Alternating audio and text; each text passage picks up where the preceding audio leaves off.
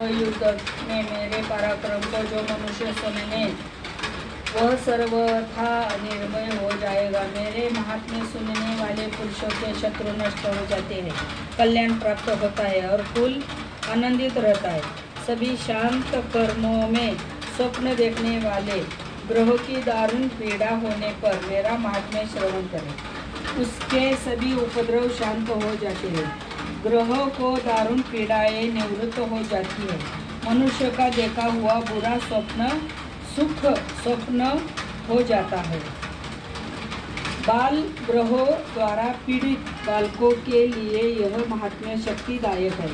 मनुष्य में फूट हो जाए पर यह महात्म्य मित्रता कराने में परम उत्तम है। सभी दुराचारियों के बल को भली भांति नाश कर देता है। पढ़ने से ही राक्षस भूत पिशाच आदि का नाश हो जाता है और मेरा यह सारा महात्म्य मेरी सनिधि प्राप्त करा देता है। पुष्प अर्घ्य धूप गंध तथा उत्तम दीपों द्वारा मेरे पूजन से, ब्राह्मणों को भोजन कराने से, होम से, प्रतिदिन के अभिषेक से और भी अनेक प्रकार के भोगों पदार्थों के दान से वर्ष भर जो मेरे अर्पण करके आराधना करते हैं, इसमें जो मुझे प्रसन्नता होती है, वही प्रसन्नता इस महात्म्य के एक बार सुनने से हो जाती है। इसे सुनते ही सभी पाप नष्ट हो जाते हैं, फिर आरोग्य प्राप्त हो जाता है। मेरी उत्पत्तियों का कीर्तन तो सभी भूतों से रक्षा करता है। युद्धों में वर्णित मेरा जो चरित्र दुष्ट दैत्यों के नाश करने वाला है, उसके श्रवण करने पर पुरुषों बैरियों से किसी प्रकार का भी भय नहीं रहता। हे देवतागण, तुम लोगों ने जो मेरी स्तुतियाँ की है एवं महर्षियों ने जो की है और ब्रह्मा जी ने की है, वे ही सभी मंगलमयी बुद्धि देती है। वन में शून्य स्थान पर अथवा वन की अग्नि से घिर जाने पर, शून्य स्थान में डाकुओं से घिर जाने पर, शत्रुओं द्वारा पकड़े जाने पर अथवा वन में शेर चीता एवं जंगली हाथियों की पीछा करने पर, क्रोध में आकर राजा ने वध की आज्ञा दे दी हो या कैद में पड़ गया हो अथवा महासमुद्र में जहाज पर बैठ जाने के बाद भारी तूफान आ जाए, उससे जहाज डगमगाने लगे, ऐसे अवसर पर घोर संग्राम में शस्त्रों का प्रहार होने लग जाए, सब प्रकार की बाधाएं पड़ रही हो, किसी महापीड़ा से आकुल हो, इस प्रकार की सभी घोर विपत्तियों से इस मेरे चरित्र का स्मरण करने वाला पुरुष छूट जाता है। मेरे प्रभाव से शरीर आदि हिंसक डाकू तथा शत्रु मेरे चरित्र के स्मरण करने वाले पुरुष से सभी दूर भाग जाते हैं। हे ऋषि बोले, इतना कहकर भयंकर पराक्रम वाले भगवती चंद्रिका सभी देवताओं के देखते देखते वहाँ पर अंतर्ध्यान हो गई। ये सभी देवता निर्भय होकर पहले के समान अपने अपने अधिकार प्राप्त करके जिनके शत्रु नष्ट हो चुके थे, यज्ञ भागों के भोक्ता हो गए। बाकी दैत्यों का हाल सुनिए। जब कि देव शत्रु शुंभ युद्ध में मारा गया, जो शुंभ जगत के विध्वंस पर तुला हुआ था, अतुल भयंकर पराक्रमी दैत्य था, उसके मारे जाने पर और फिर महापराक्रमी निशुंभ के भी मर जाने पर बाकी के बचे कुचे दैत्य पाताल में भाग गए। हे राजन, इसी प्रकार भगवती जगदम्बे का नित्य स्वरूपा देवी पुनः पुनः प्रकट होकर जगत की रक्षा किया करती है, वही जगत को पैदा करती है, उसी के आगे प्रार्थना करने पर संतुष्ट हो जाती है, फिर विज्ञान एवं रिद्धि प्रदान करती है। हे राजन, उसी ने ही सारे संसार को व्याप्त कर रखा है। महाप्रलय काल में महामारी के स्वरूप से ही यह देवी ब्रह्मांड भर में व्याप्त हो जाती है। अजन्मा होते हुए भी वह सृष्टि रूप हो जाती है। वही सनातन देवी समय समय पर प्राणियों की स्थिति किया करती है। मनुष्य के उन्नति के समय में वही देवी घर घर प्रतिदायिनी लक्ष्मी रूपा हो जाती है। फिर अभाव के समय विनाश के लिए अलक्ष्मी दरिद्रता बन जाती है।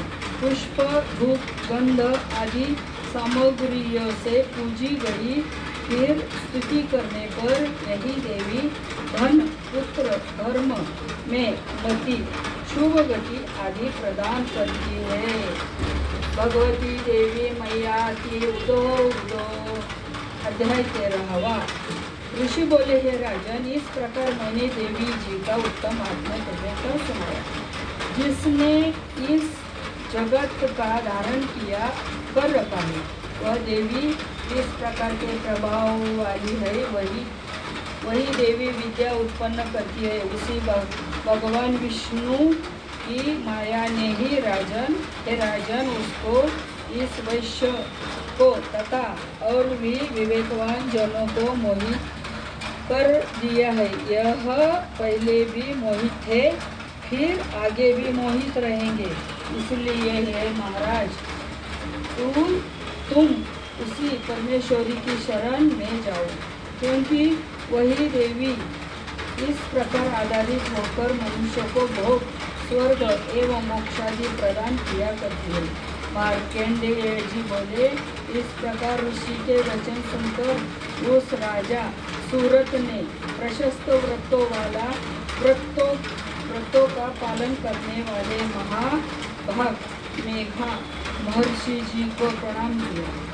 वह राजा जो ममतादायक राज्य के छीन जाने पर बहुत ही खिन्न हो चुका था, तुरंत ही तप करने चला गया। हे महामुनि, वह वैश्य भी तप करने चला गया। अंबिका के दर्शन के लिए नदी के किनारे बैठकर तपस्या करने लगे।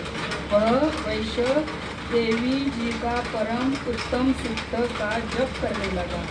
इस प्रकार उन दोनों ने देवी आराधना के लिए नदी के किनारे मृत्तिका देवी जी की मूर्ति बनाई। फिर पुष्प धूप दीप हवन तर्पण आदि से धीरे धीरे आहार थोड़ा करके वे निराहार होकर एकाग्रता से देवी जी में मन लगाकर एक चित्त होकर के देवी की आराधना करने लगे। उन दोनों के बलि प्रदान के समय अपने अंगों के रुधिर का प्रोक्षण किया। इसी प्रकार संयम पूर्वक 3 वर्ष पर्यंत आराधना करते रहे। तब तो जगत को धारण करने वाली देवी ने प्रत्यक्ष होकर दर्शन दिया। और तब राजा से चंडिका देवी जी बोली, है राजन तथा कुलनंदन, तुम दोनों जिस अभिष्ट की प्राप्ति के लिए मेरी प्रार्थना करते रहे हो वह मुझसे मांगो, मैं प्रसन्न हूँ, मैं सब कुछ दूंगी। मार्कंडेय जी बोले, तब राजा ने तो दूसरे जन्म के लिए अक्षय रहने वाला राज्य मांगा और इस जन्म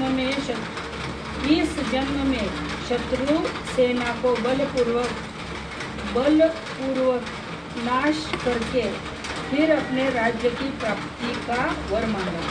वैश्य का तो चित्त संसार से भिन्न हो चुका था, इसीलिए उस ज्ञान का वर मांगा जिसके द्वारा संसार की अहंता ममतात्मक आसक्ति नष्ट हो जाए। देवी बोले, है राजन, थोड़े दिनों तक तुम अपना राज्य पालोगे, कठिनता के बिना ही अपने शत्रुओं का नाश करोगे, वहीं पर तुम्हारा राज्य स्थिर हो जाएगा। फिर देहांत होने पर सूर्य देव के अंश द्वारा जन्म पाकर इस पृथ्वी पर तुम सावर्णिक नाम के मनु होगे। हे श्रेष्ठ वैश्य, तुमने जो वर मांगा है मैं उस वर को देती हूँ। मोक्ष प्राप्ति के लिए तुम्हें उस ज्ञान की प्राप्ति होगी। मार्कंडेय जी बोले, इस प्रकार देवी जी ने उन्हें अभिलाषित वर दिए। फिर उन दोनों की भक्ति पूर्वक की हुई स्तुति से प्रसन्न होकर देवी तत्काल अंतर्ध्यान हो गई।